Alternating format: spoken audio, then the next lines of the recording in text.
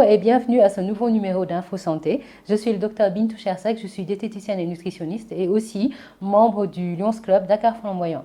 Alors aujourd'hui, nous vous parlons d'un problème de santé publique mondial qui est le diabète.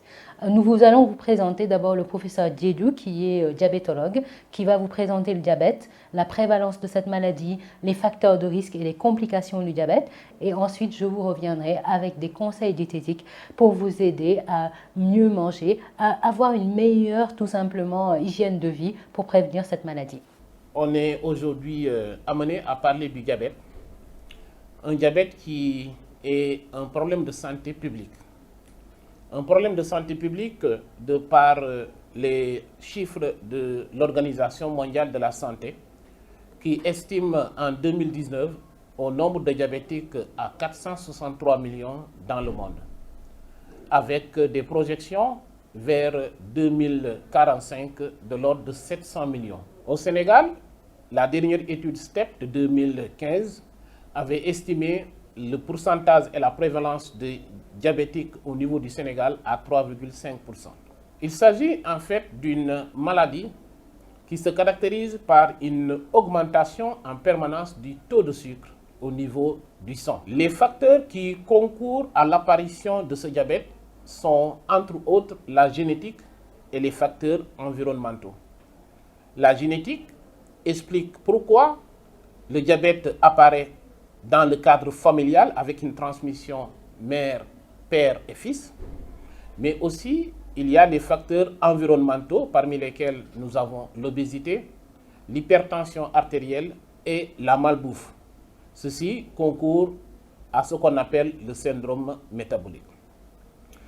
Le diabète est une pathologie chronique qui, quand la glycémie est augmentée en permanence dans notre sang, explique un certain nombre de complications. Et ces complications peuvent concerner des organes tels que l'œil, entraînant la rétinopathie diabétique, tels que le rein, pouvant évoluer vers l'insuffisance rénale chronique, mais aussi ça peut concerner les gros vaisseaux, tels que le cœur, pouvant être à l'origine de l'infarctus du myocarde, le cerveau, mais aussi les membres inférieurs. Ce diabète, qui est une pathologie chronique, nécessite un suivi régulier et permanent, mais aussi nécessite un compagnonnage avec les praticiens. C'est pour cela, dans le cadre de sa prise en charge, le régime et l'activité physique sont deux maillons essentiels dans la prise en charge de tout patient diabétique. Mais ceci doit être accompagné par ce qu'on appelle l'éducation thérapeutique, qui est une transmission de connaissances entre le praticien et le malade, pour permettre à la personne d'être autonome dans le cadre de sa prise en charge. Au-delà de l'éducation thérapeutique, du régime de l'activité physique, on peut y adjoindre un certain nombre de médicaments.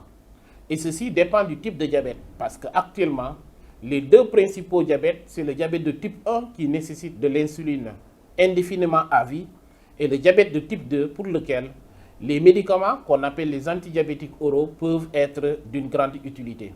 Donc voici le message qu'on voudrait apporter à votre connaissance concernant la nécessité et le suivi d'un patient diabétique, quel que soit le type.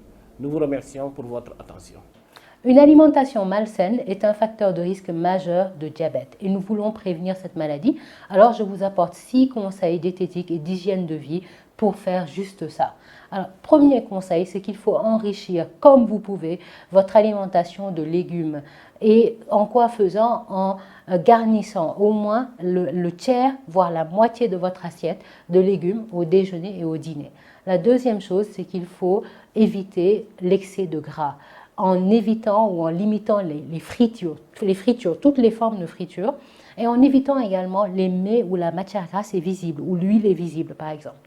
Troisième conseil, il faut limiter, voire même éliminer pour ceux qui le peuvent, le sucre raffiné ou le sucre ajouté dont on n'a pas besoin et les aliments qui en contiennent et qui sont non indispensables d'ailleurs, comme les boissons sucrées, les jus de fruits, les sodas, les confiseries, le chocolat, les pâtisseries.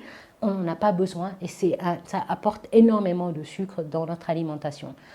Le quatrième conseil, c'est qu'il faut manger le plus frais possible. Moins on mange d'aliments industriels, mieux on se porte. Les aliments transformés ne sont pas bons pour nous, donc mangez frais. Le cinquième conseil, c'est que si vous êtes en surpoids eh bien, il faut chercher à mincir parce que le surpoids est un facteur de risque majeur de diabète. Et enfin, le dernier conseil, c'est qu'il faut bouger. Il faut faire du sport au moins 3 fois par semaine, 30 à 45 minutes de sport et aussi rester actif tout au long de la journée. Et sur ce, je vous dis merci pour votre attention et au prochain numéro d'Info Santé.